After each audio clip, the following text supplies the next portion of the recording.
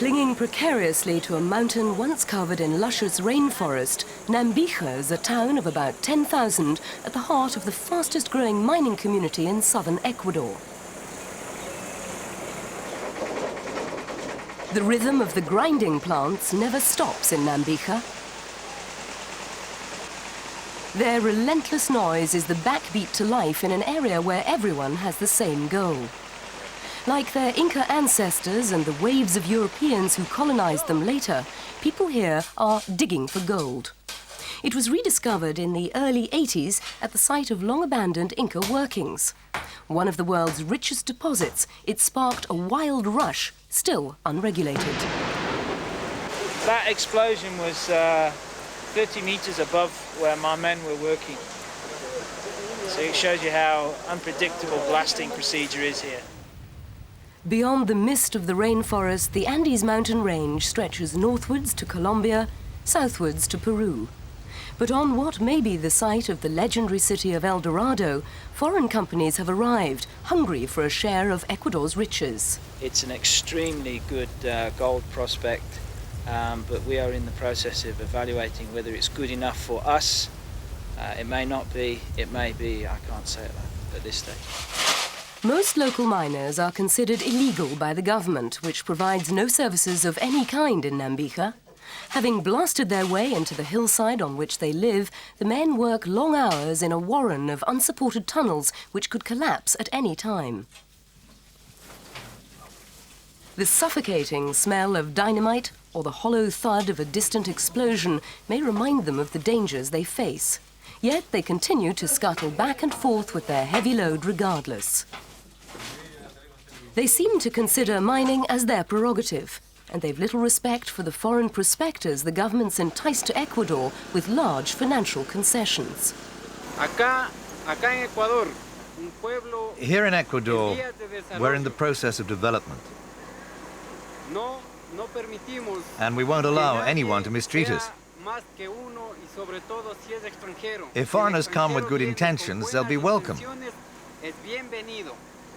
But if they want to be like kings, they won't get away with it. Because we're the kings of this land. We inherited it from our ancestors. Foreigners, they say, have always exploited the natives. Meanwhile, several multinationals seem to have given up their search for gold or have yet to confirm a major find. Most people are poor in this small developing country of just over 10 million. Though a large producer of coffee and cocoa, Ecuador used to rely mainly on its exports of bananas until oil was discovered in the 70s. But low prices for crude oil and a huge budget deficit recently prompted the government to look elsewhere for revenue. Paradoxically, the foreigners could help redress a disastrous situation. With modern technology, the multinationals could bring environmentally friendly mining, if that's not a contradiction in terms. Whereas local individuals have little choice but to use the cheapest methods with lethal effect on the environment and on people's lives. Here, workers are reopening a road destroyed by an earth slip. Landslides are frequent in Nambija. They're often a direct result of the indiscriminate blasting procedures. In May last year, a mountainside suddenly gave way and buried a gold mining village in the region. 200 houses were swept away as residents were having lunch to celebrate Mother's Day in the mainly Christian community. Up to 300 people were killed. Not all the bodies could be recovered. But life must go on. Once the gold-bearing ore is out of the ground, it's carried all the way to the grinders, often on the backs of children, and then smashed into a finer material. It's then washed out over carpets on which it collects. The carpets are regularly rinsed into vats from which particles of the precious ore will be painstakingly retrieved. The process is slow and inefficient.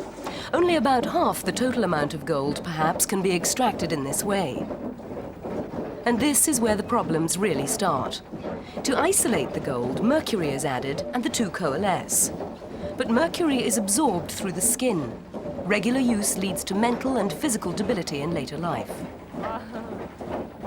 An hour later, the reaction's complete. The amalgam of gold and mercury can be retrieved. It's now time for the final process. Modern methods use cyanide, harmful in the short term, whereas mercury's a time bomb. As it's burnt away from the gold, it emits toxic fumes. This happens all day and every day here. I think it's very good that the Swiss Environmentalists describe Nambija as a potential disaster area in the making. The situation can be and must be redressed, they say, by the culprits themselves. Britain, Netherlands and Germany have between them provided an astonishing 60% of all the mercury that's imported into South America, much of which goes into the small-scale mining that we're talking about. I think it's high time that those governments should recognize the moral responsibility they have to improving the conditions of the people at the receiving end. The greatest environmental problem in the region is water pollution. Mercury has been seeping into Nambija's open sewers for years, and from there into the streams and rivers which go on to feed the Amazon and its rainforest. Of course, there's no easy answer. A ban would deprive 100,000 small-scale miners in Ecuador of their livelihood. Instead, the solution is perhaps to regulate their activities and monitor those of the large companies which can afford to respect the environment, before it's all too late. So long as both the small-scale mining and the so far uncontrolled exploration of the bigger companies goes on in that region, it's possible to see that in 5 or 10 years' time there will be essentially no marine life left in the rivers. The river banks will be denuded. Sources of foodstuff and traditional agriculture will be denied to the local people. That's the worst-case scenario, but it's on the cards. Indeed, better farming methods may be the key to survival. By investing in agriculture, the government could attract small operators back to traditional lifestyles. Meanwhile, the debate on the long-term impact of local mining continues. In many areas, the damage is just beginning to show. Whether it can be reversed remains to be seen.